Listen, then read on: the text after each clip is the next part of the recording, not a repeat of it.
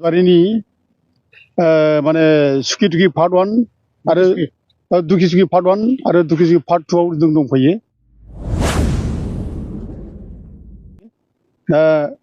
खालपानि जायगा बियो, ओमफ्राय बे जायगायाव आदानि कम्पानिया 3600 बिगा हा बेयाव आवग्रिनानै लानो नागिरदों। नङा, गावथारनांगौला गावथारबाय फार्स्ट जोंखौ, खिन्थु बे गोरिब गुन्द्राखौ नङा। आरो बयबो ओंखारबा जों दे हगारा जोंनि हाखौ जोंनो नांगौ। जोंनि आबै आबौआनो रायजो जालांनानै थैलांबायबा जोंहाबोथ' गथ' गथाय दङना, जोंहाबोथ' मोन्थाय दङना, जोंहाबो फिसा फिसौखौ माय दोननो।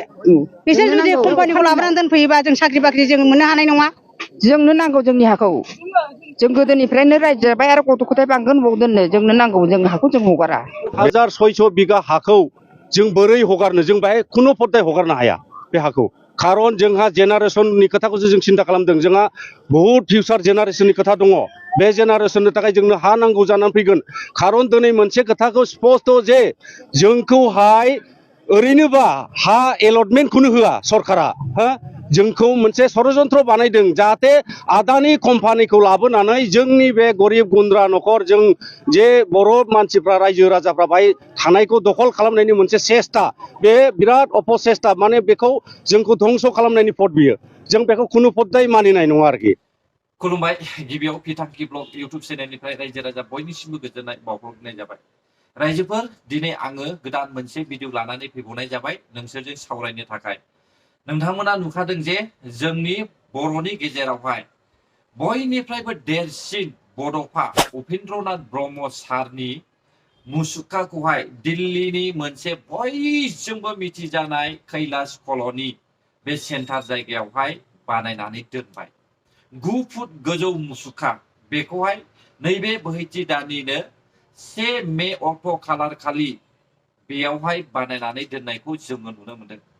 आं सानो जे बे मुसुखानि गेजेरजोंनो जोंनि बड'फा उपेन्द्रनाथ ब्रह्म सारनि मुसुखानि थ्रुयैनो जोंनि बर' हारिनि जे सिनाखि, बेबो बयजोंबो सिनायजागोन आरो सारा मुलुगावनो बे मुसुखानि थ्रुयैनो गोसारलांगोन। मानोना भारतनि केपिटेल दिल्लीयावहाय गुबुन गुबुन देशनि मानसिफ्रा बेयावहाय फैयो आरो बे जोंनि बर' हारिनि जे उपेन्द्रनाथ ब्रह्म सारनि जे मुसुखा, बेखौहाय बिसोरो नायगोन आरो बेखौ नायनानैहाय बिसोरो मिथिनो हागोन जे भारतावहाय बर' हारि होननाय मोनसे जाथि दं। बेखौहाय बिसोरो सिनाखि होगोन। जोबोद गोजोननाय मोनदों बे खामानिखौ मावनायनि थाखाय। इउपिपिएलनि CEM प्रमद बर' सारनि जे मावनाय हाबाफारि, बेखौ नुनानै आङो गोसोआवहाय जोबोद गोजोननाय मोनदों। दानिया कुइसना बेसो, 19 बोसोरावहाय बेसेखिनि खामानिखौहाय जोंनि बर'नि जे 19 बोसोर सरकार सालायबोनाय चिफ हाग्रामा महिलारि सार आरो बिनि मावथिफ्रा मानो साननो रोङाखैमोन?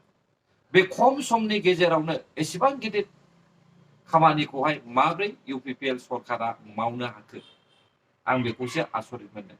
दा बे जायगायावहाय लोब्बा लाखिनानै बिटिआर एकर्डनि सोमोन्दै भारतनि हम मिनिस्टार नखर मन्त्रि अमित शाह सारा मा फोरमायखो, डक्टर हेमन्त बिश्व शर्माखौ मा बोसोन होखो, बेखौहाय नोंथांमोना एसे खोनासंनानै लादो। मैं बोडो वासियों को बताना चाहता हूं, बोडोलैंड वासियों को बताना चाहता हूं कि आपसे जो समझौता हुआ उसके 96% मुद्दे हमने क्लियर कर दिए हैं।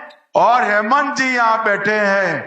हेमंत जी आज निर्णय कर जाइए कि असम में चुनाव के पहले 60% मुद्दों को हम क्लियर कर देंगे।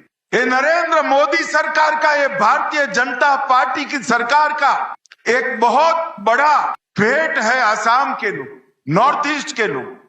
और मैं बोडोलैंड की एक विराट रैली में, लाखों लोग थे, बहुत बड़ी रैली हुई थी। वो रैली में कहकर आया था कि हम मई एंड के पहले बोडोपा की प्रतिमा भी लगाएंगे और उनके नाम पर रास्ते का नामाभिधान भी करेंगे।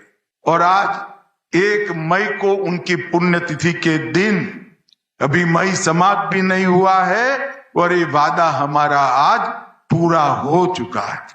निश्चय जों बयबो मिथिबाय दे बेयावहाय बिटिआर एकर्डआ 90 जौखोन्दो मावफुंजाबाय आरो माखासे मावफुंजाबावनांगौ बाखि दंबावो।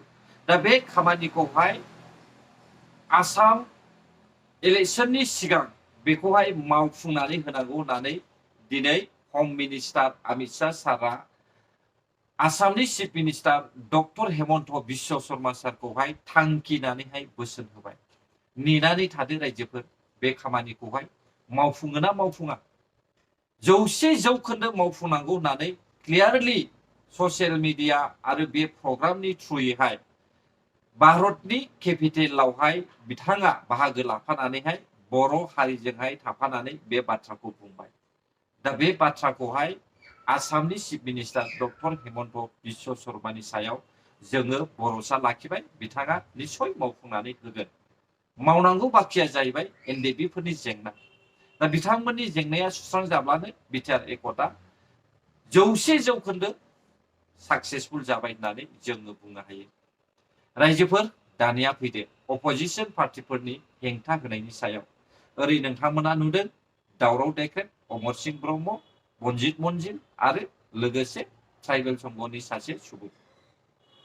दा बेयावहाय मानो बिसोरो सोमावसारदों? बिथांमोना बर' हारिनि जौगानायखौ माब्लाबाबो मोजां मोना आरो इउपिपिएल सरकारनि मावनाय खामानिखौ बिसोरो नायनो हाया। इउपिपिएल सरकारा हारि जौगानायनि थाखाय माखासे प्लान पलिसि खालामदों, नाथाय अपोजिशन पार्टिनि माखासे दैदेनगिरिफ्रा नायनो बानानै रायजो राजाफोरखौहाय गाज्रि थुलुंगा होनायखौ जों नुनो मोनदों। नोंसोर बयबो मिथिखागौ थांनाय माखासे दानावहाय आसामनि मोनसे 2.0 एडभान्टेजनि हेफाजाबजोंहाय सारा भारतनिल' नङा international businessmen Mukesh Ambani, Tata company, Reliance कम्पानीनि माखासे आदानिनि ग्रुपआ बेयावहाय फैनानै बर'नि गेजेरावहाय माखासे इन्डास्ट्रि गायसननायनि टारगेट खालामनानैहाय थांबाय आरो बाजेटबो खालामलांखाबाय। दा बेखौहाय सार्भे खालामफैनाय नुनानै अपोजिशन पार्टिनि मानसिफ्रा जोबोद दुखुनांथाव। डेभलपखौबो जाजानो बायो, हाखौबो हगारना होनो गोसो गैया, कम्पानिखौबो बानायजानो लुबैयो। हाखौ होआब्ला बहानिफ्राय कम्पानि बानायनो, बबे जायगायावहाय इन्डास्ट्रि गायसनो बेखौथ' सान। आरो बेबायदि कम्पानि गायसनोब्ला साखाथि फाखाथि थानाय मानसिफ्रा गासैबो जे सुबिदा जागोन बेखौबो रायजो राजाफ्रा साननाया मोजां। दावराव देख्रेब बायदि जानला मोनला गावनिल' अहंकार गोसो लानानै साननानै रायजो राजाफोरखौ बेबायदि थुलुंगा होनाया मोजां नङा। बेबायदि लिडार थायोब्लानो समाजा माब्लाबाबो डेभलप जाया। रायजोफोर नोंथांमोना ओरै नाय, टार्मिनेल पावार प्रजेक्टआ माखौ बुङो? जानो हागौ बे दावराव देख्रेबनि उनाव थानाय माखासे आइजोफ्रा माखौ टार्मिनेल पावार प्रजेक्ट होनो बेखौनो मिथियाबो जानो हागौ। दा टार्मिनेल पावार प्रजेक्ट होनब्ला बेफोरबायदि जायो, बेयाव गोबां रोजा रोजा सुबुंनि गोनांथिबो जायो। गोबां सुबुङा बेयावहाय लेखा रोंब्लाबो रोङाब्लाबो खामानि मावनानैहाय गावनि न'खरखौहाय दालांनो हायो। आरो बेजों लोगोसे बे कम्पानिखौ लाबोनायनि उनावहाय नोंथांमोननि हा-हुनि दामाबो गोबां बेसेननि जालांगोन आरो नोंनि फिसा फिसौफ्राबो बेयावहाय खामानि मावनानैहाय गावनि न'खरखौहाय दालांनो हागोन। बेसिखिनि बाथ्राखौ बुजिनो रोङाब्ला अब्ला नोंथांमोना गाव गावनो खहा खालामनानै लानाय जागोन। दिनै मुकेश आम्बानी मोन बायदि, आदानि ग्रुपमोन बायदि, बिसोर बायदि टाटा कम्पानिफोर बायदि बेबायदिया सारा मुलुगावनो बिजनेस खालामो आरो बिसिनि थ्रुयैनो मोनफ्रोमबो स्टेटआनो दिनैहाय डेभलप जालांगासिनो दङ। अब्ला दावराव देख्रेब बायदि सासे लिडारा बर' हारिनि जौगानायखौहाय मोजां मोननि बिसोर बायदि बुंग्रा सुबुंनि खोथाखौनो पर्बतजरा बासबारिनि रायजो राजाफ्रा खोनासंनानैहाय गनायनानै लानोसै नामा? बिनि खोथाखौ लानानैनो नोंथांमोना गाव गावनि सुबिदाखौ खोमाना लानो सानबाय नामा? रायजो राजा नोंथांमोन, दावराव देख्रेबा जेरैनो दावराव ओरैनो दावराव। बिनि गोसोआ देख्रेब दुख्रेब खालामनोल' अराय सम साननो बियो मिथिबाय दा बियो मिथिगौ नाथाय UPPL सरकारखौ बियो मोजां मोननायखाय बर' हारिनि मोजां खामानि मावनायखौहाय हेंथा होनायखौ जोङो नुनो मोनदों दिनै बेखौ मानो हेंथा होखो बिनि सिगां BPF पार्टीनि चिफ हाग्रामा महिलारि सारा रामदेबनोहाय हा हगारनानै होदों जेबो खामानि मावाखै बेखौ मानो हेंथा होआखै बै समाव मानो सिरि थाया अमर सिंह ब्रह्म दावराव देख्रेब नोंथांमोना दिनै बर' हारिनि जौगानायनि खामानि मावनो नागिरनायखौ नोंथांमोना मानो हेंथा होखो रायजो राजाफ्राबो बेखौनो गनायगोन नामा अब्ला जोङो बुंनो हायो क'क्राझारनिफ्राय भुटानसिम थांनाय रेल लामा बानायनो नागिरनायावबो बिसोरो हेंथा होनायनि सम्भावना दङ बिसोरो हेंथा होनो हागौ बिसोरो मोजां मोनाखै जानो हागौ गोसोजों मोजां मोनदों नाथाय सायावहाय बिसोरो UPPL सरकारखौहाय गाख्लायनो थाखाय पलिटिक्स इस्युनि थाखाय बे खामानिखौ मावो मिथिबाय दा रायजोफोर दिनै जोङो नुनो मोनदों दागारि बायदि जायगायावहाय मोनसे मेगा सिटी बानायनो नागिरदों दा बे मेगा सिटी बानायनो नागिरनायखौहाय दावराव देख्रेबमोन बायदिया हामजायाखै रेल लामा बानायनो नागिरनायखौहाय दावराव देख्रेबमोन बायदिया हामजायाखै मानोना सरकारा BPF नङा प्रमद बर' सारनि दैदेननाय सरकारखौहाय बिसोरो मुगैयो बेनिखायनो रायजो राजानि जौगानायनि खामानि मावनो सेस्था खालामनायखौबो अपोजिशन पार्टीनि मानसिफ्रा दिनै हेंथा होनो चान्स लागासिनो दङ चान्स लानायल' नङा होखादोंबो बिसोरो सिगां नोंथांमोना नुखादों साख्रिखौबो बिसोरो केस होदों दा साख्रियाबो दिनैहाय केसनिफ्राय उइथड्र जाबाय बेखौबो बिसोरो हमथानो हायाखै आरो नोंथांमोना साननानै ला दावराव देख्रेब बायदिनि खोथाखौहाय माब्लाबो दा खोनासं नोंसोरो कम्पानिखौहाय खालामनानै होनो थाखाय कारखाना लुनो थाखाय सुबिदा हो बेयावहाय टार्मिनेल पावार प्रजेक्ट माने बेयावहाय गासैबो खामानिया सोलिगोन बेयावहाय मोब्लिब कारखाना बियो मोब्लिब सोरजिनायनि कारखाना दा बिनि गेजेरजोंनो नोंसिनि पर्बतजरा बासबारिनि गामिया साखाथि फाखाथि जेसेबांनाखि बे कारखानायावहाय कारखानानि साइडआवहाय दङ बिसोरो गासैबो सुबिदा मोनगोन सोर बुंदों बेयावहाय खामानि मोना होननानै लकेल सुबुङा जुदि बे कम्पानियावहाय खामानि मोनाब्ला अब्ला जोङो बेखौहाय प्रटेस्ट खालामनो हायो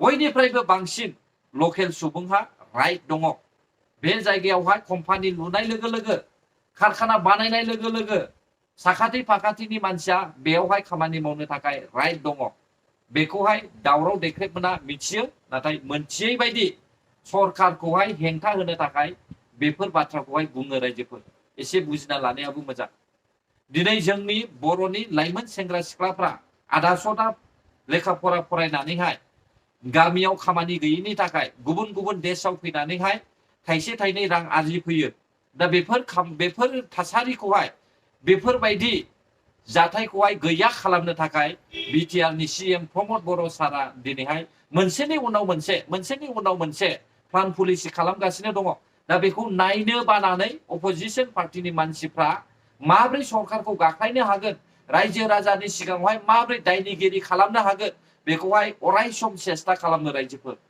नाथाय बेखौहाय रायजो राजाफ्रा बुजिनाया मोजां जेन' जोंनि बर' रायजो राजाफ्रा बेंगलर बायदि जायगायाव दिल्ली बायदि जायगायाव केरेला बायदि जायगायाव हायद्राबाद बायदि जायगायाव पुणे बायदि जायगायाव मुम्बाइ बायदि जायगायाव फैनानैहाय बे 10,000 15,000खौहाय खामायफैनो गोनां जाया दा बेखौ थांखिनानैसो बेफोर खामानिखौ मावदों दिनै जुदि टार्मिनेल पावार प्रजेक्ट गायसनबायब्ला गाबोननि समावहाय आरोबाव बबेबा मोनसे जायगायावहाय कल सेन्टार लाबोयोब्ला आरो बबेबा मोनसे जायगायावहाय गिदिर माबा मोनसे इन्डास्ट्रियल गायसननोब्ला अब्ला बे समावहाय जोंनि बर' रायजो राजाफ्रा गुबुन देशआव खारनांनाय नङा 10,000 15,000नि थाखाय गुबुन गुबुन देशआवहाय फैनानैहाय खस्थ' लाफैनो गोनां जानाय नङा बेखौ थांखिनानैसो दिनैहाय बिटिआरनि सरकार CM प्रमद बर' सारा आगान सुरदों रायजोफोर बेखौ साननाया मोजां गायसननो जुदि प्लान पलिसि खालामबायब्ला एसेबां गिदिर बिजनेसमेन मुकेश आम्बानीमोन बायदिया आदानि ग्रुपआ बिथांमोननि दैदेननायावनो सारा भारतआ दिनैहाय दैदेनजागासिनो दङ। जोंनि भारतआ मुकेश आम्बानीमोन बायदिनि टाटा कम्पानिफोर बायदिनि आदानि ग्रुपफोरनि गेजेरजोंनो दिनैहाय सोलियो। दा बिसोरबायदि मानसियानो जोंनि बिटिआर आवहाय स्टेट गैयि जायगायावहाय थांनानै बेफोरबायदि जुदि रेल इन्जिन बानायग्रा कारखाना कारेन्ट सोमजिग्रा कारखाना बानायनो थांदोंब्ला अब्ला बेखौ जों मानो होबथानांगौ? रायजो राजाफ्रा मा सानखो? आंनि बुंनाया गोरोन्थि जादोंब्ला आंखौ निमाहा हो। आरो जुदि नोंथांमोना आंनि बुंनायखौ मोजां मोनदोंब्ला दावराव देख्रेब बायदि बै जाया अमर सिंह ब्रह्म बिसोर बायदिनि खौरांखौ माब्लाबो दाखोनासं। गोजोन्थों जायफ्रा आंनि बिदिखौ जोबजासे रायबाय। बर' हारि जै जाथों, जै बर' हारिनि।